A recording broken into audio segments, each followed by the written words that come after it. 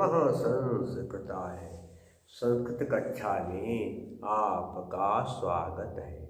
मैं प्रतीत राम वर्मा आज नाटकीय शब्दों के अंतर्गत आज मैं आपको अर्थोपक्षेपक के संबंध में बताने जा रहा हूँ। अर्थोपक्षेपक क्या होता है इस संबंध में बताने जा रहा हूँ।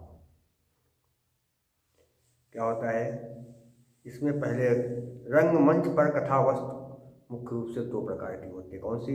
अभिनय और सूच्य।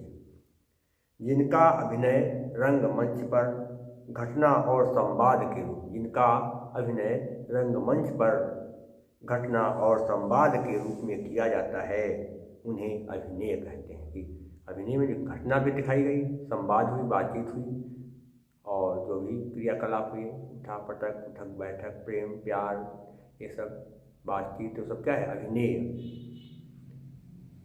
सूच्य होती हैं वह वस्तुएं जिनका रंगमंच पर प्रदर्शन न होकर के केवल सूचना दे दी जाती है।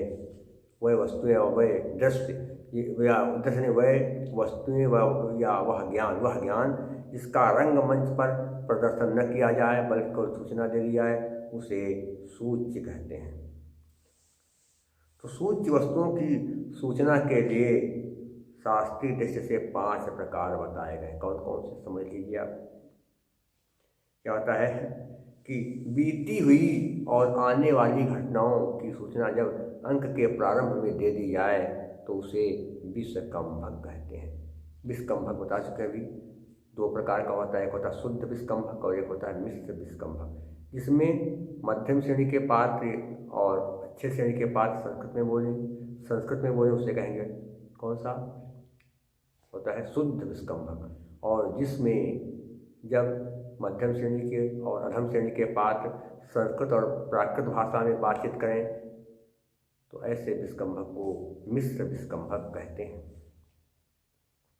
और अर्थोपक्षेपक 5 प्रकार का होता है। और क्या है कि जब ऊपर कही हुई घटनाओं की सूचना, ऊपर कही हुई घटनाओं की सूचना जब निम्न श्रेणी के पात्रों के द्वारा दी जाती है तो उसे प्रवेशक कहते हैं। ऊपर कही घटना मतलब पहले जो हो गया उसके बारे में सूचना निम्न श्रेणी के पात्रों के माध्यम से दे दी जाए तो उसे प्रवेशक कहते हैं।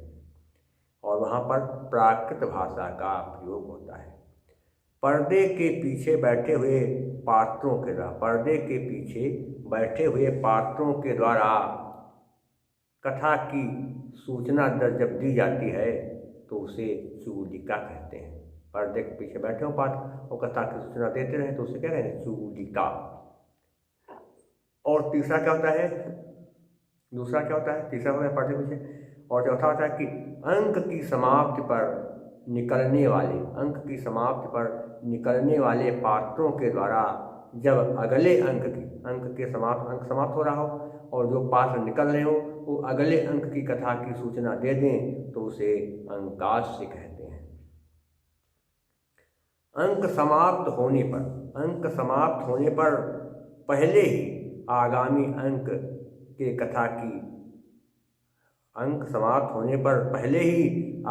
अंक की कथा प्रारंभ कर दी जाए तो उसे अंकावतार कहते हैं। कहने का मतलब यह है कि अंक समाप्त नहीं हुआ और दूसरे अंक की कथा शुरू कर दी गई।